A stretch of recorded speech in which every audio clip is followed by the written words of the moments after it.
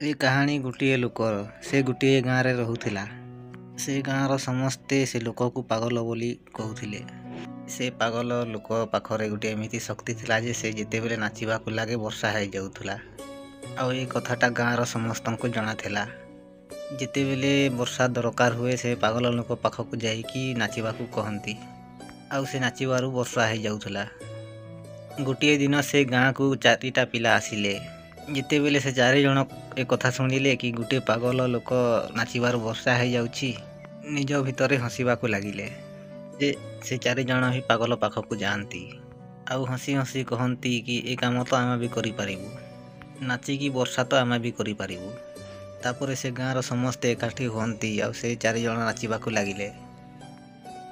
आधा घंटा पर से चारि जनक भितरु जणे थकी जाए आउ साइड रे बसी पड़े। तापरे किछि समय पर आ जणे भी थकी जाए आउ से भी बसी पड़े। एमिति धीरे धीरे करी से चारि जण थकी गले, हेले वर्षार गोटे टोपा भी पड़ेनी।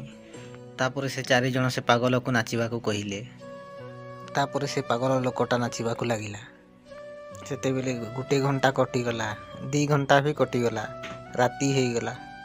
ठीक सेतेबेले मेघ घड़घड़ी मारिबार भी आरंभ होगला आउ वर्षा भी आरंभ होगला। यह देखिकी से चारि जण भी हैरान हो गले। से पागल लोक को पचारिले, यह तुम्हें केमिति कल?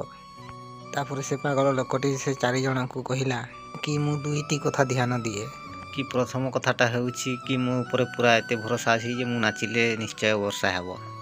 द्वितीय कथाटा हेउछि से पर्यंत मु नाचे जे पर्यंत वर्षा हुए।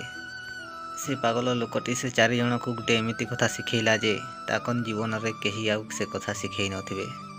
ए कथारु आमको गोटे जिनिस शिखिबाकु मिलिला जे तुम जीवन रे तुमे जो काम करूछ से पर्यंत कर जे पर्यंत से काम रे तुमको सफल मिलिबो।